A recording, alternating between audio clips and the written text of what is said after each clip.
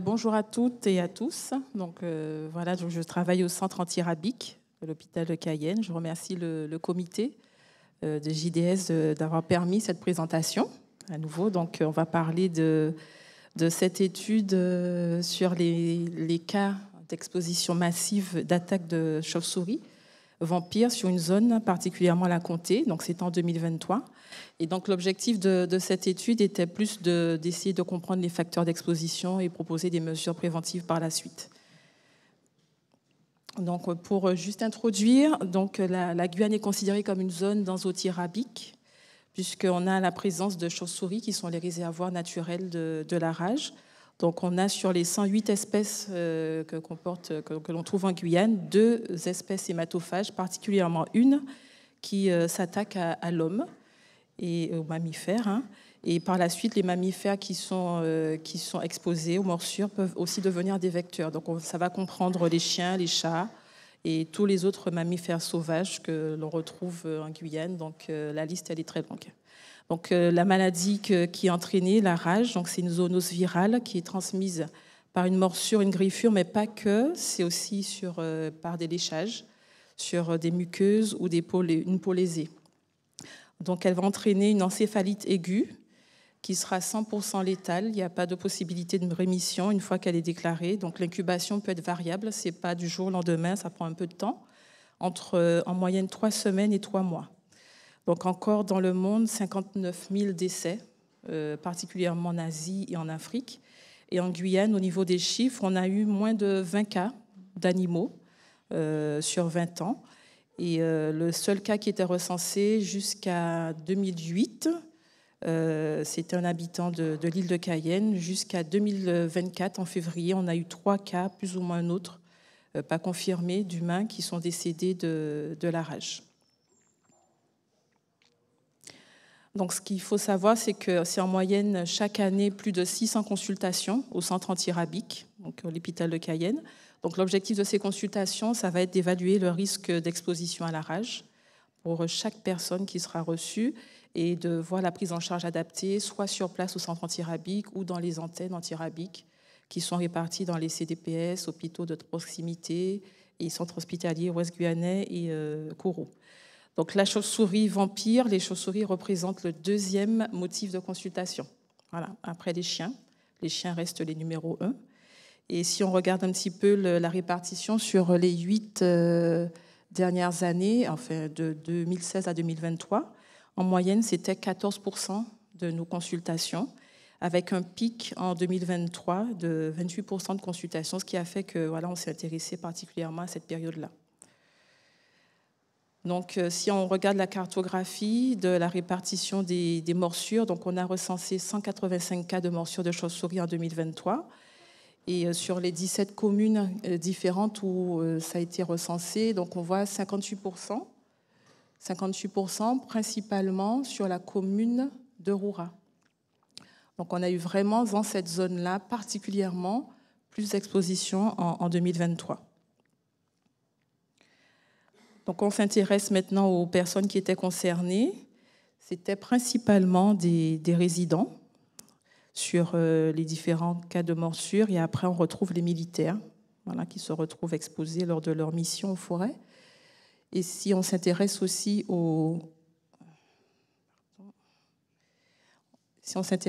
à la zone de Roura, pareil, c'était principalement des résidents. Et les 4 communes, les 4 sites principaux, hormis Roura, Regina, Grand-Santi et Apatou, c'était par la suite des militaires. Et sur Maripasoula, quelques orpailleurs. Donc, notre étude a été du coup, on a ciblé la zone de la Comté, donc, comme vous l'avez compris, donc les abords du fleuve. Donc, il faut savoir qu'elle compte une centaine de carbets touristiques ou professionnels. Donc, les situations reçoivent beaucoup de personnes du coup sur cette zone en situation de tourisme. Et la zone de la Comté a représenté 39% des expositions de morsures de chauve-souris. Donc, notre étude, du coup, elle était ciblée sur l'année 2023. Donc, ça a été une enquête téléphonique. Donc, les personnes ont été recontactées. On a eu 86% quand même de réponses. Le premier cas sur cette zone est survenu le 9 août 2023 et ça a été jusqu'au 31 décembre. Donc on a eu sur 5 mois la majorité, tous ces cas d'exposition, en tout 73 personnes qui ont consulté. Et le pic était principalement en août, où on a eu, rien qu'en août, au mois d'août, 26 personnes qui ont consulté au centre antirabique, qui était provenant de la Comté, des expositions de la Comté. Donc, si on fait une comparaison sur 2024, donc le phénomène a diminué, est revenu, on dira, un petit peu à la normale, puisque en tout, en 2024, on a eu 26 expositions qui ont eu lieu sur cette zone de la Comté. Donc vraiment, 2023 était vraiment une année un peu particulière et principalement les 4 derniers mois de l'année 2023. Donc on s'intéresse au public qui est exposé. Donc on se rend compte que c'était principalement des hommes à 74% qui étaient mordus. Avec une moyenne pour les enfants, on a retrouvé 12% d'enfants. Et c'était majoritairement des résidents de Guyane, natifs ou pas, en situation de tourisme individuel. Donc la moyenne d'âge était de 36 ans. Les personnes qui ont consulté au centre antirabique, du coup, en faisant une répartition, on s'est rendu compte que ça représentait 54 groupes différents. Donc ça correspondait à peu près par rapport à le nombre de personnes par groupe à un total de 347 personnes. Et en moyenne, ils étaient entre 6 et 10 personnes par groupe. Ces personnes, du coup, pour la majorité, ont passé au moins une nuit sur le site, en Carbet. Et en moyenne, c'était par groupe de nuit. Et principalement tous, eh bien, c'était le type de couchage qui était utilisé, c'était des hamacs. Au niveau des protections qui ont été appliquées, là par contre, c'est là le bas blesse, c'est quand finalement, plus de la moitié des personnes n'appliquaient pas de mesures de protection. Donc se rendaient en Carbet sans utiliser de moustiquaires. Et seulement 34% nous ont affirmé avoir utilisé des moustiquaires. 14% étaient les moustiquaires intégrés directement au hamac, ce qui n'est pas forcément la meilleure protection contre les morsures de chauve-souris. Et seulement 3 personnes avaient, on dirait, une moustiquaire plus adaptée puisqu'elle était ample, mais malgré tout avec une morsure puisque le positionnement de la personne dans la moustiquaire au niveau du hamac a quand même permis d'être mordu.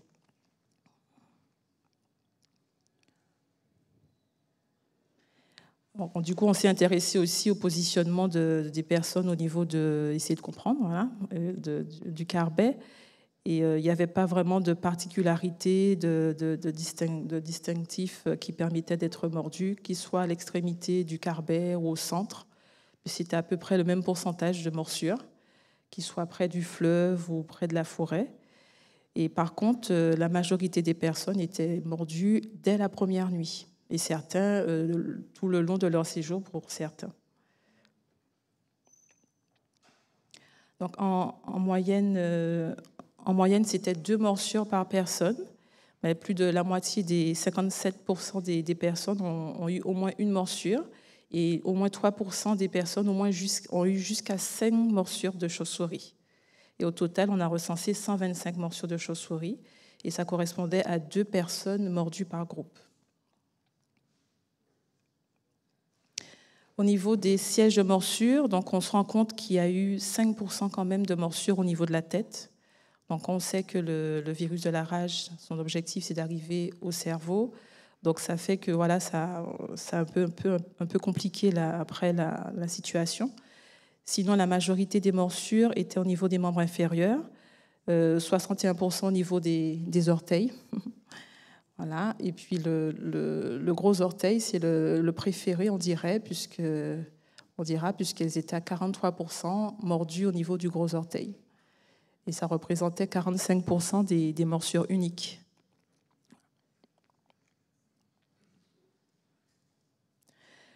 Donc la partie un petit peu plus drôle de cette enquête, c'est qu'on posait la question maintenant aux personnes, est-ce qu'ils savent pourquoi ils ont été mordus, qu'est-ce qui s'est passé. Donc chacun y allait un petit peu de sa propre réflexion.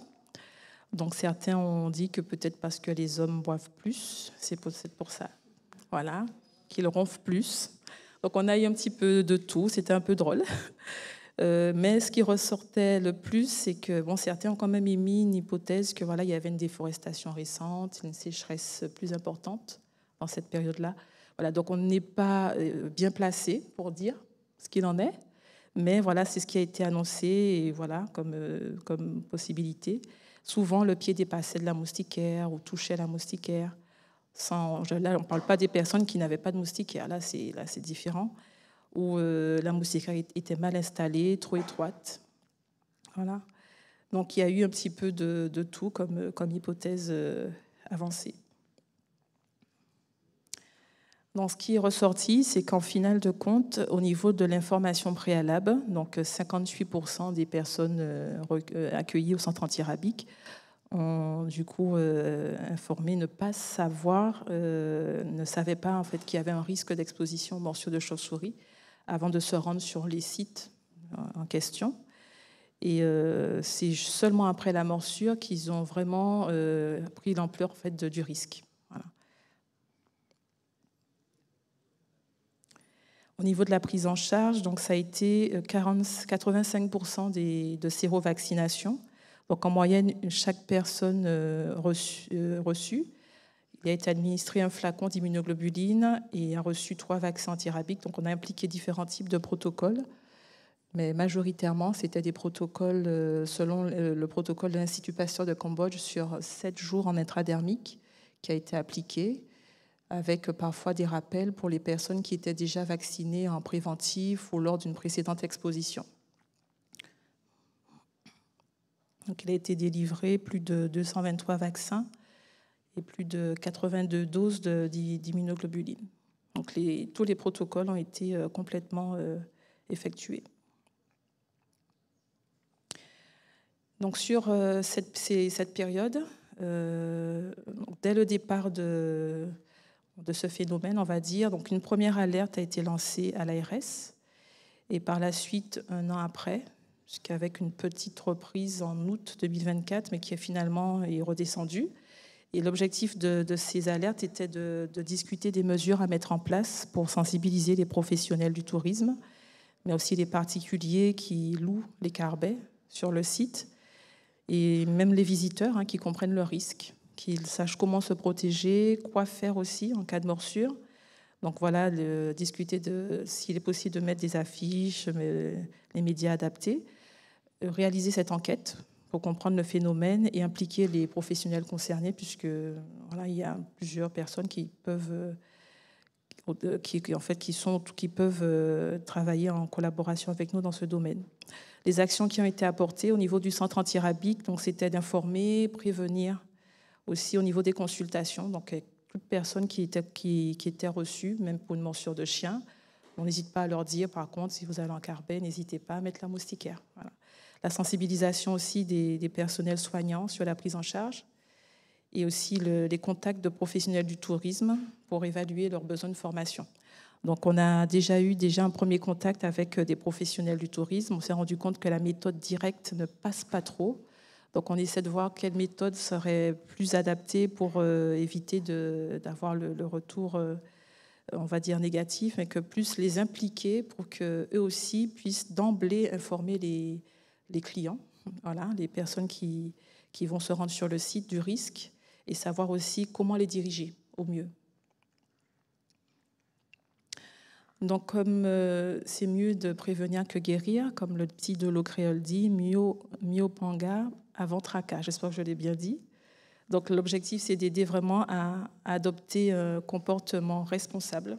Donc, voilà. Donc, l'idée, c'est que un petit passage en carbet, se dire voilà, est-ce qu'on est bien équipé avec une grande moustiquaire. Donc, l'objectif, c'est de vraiment encourager ce comportement responsable. Je vous remercie pour votre attention.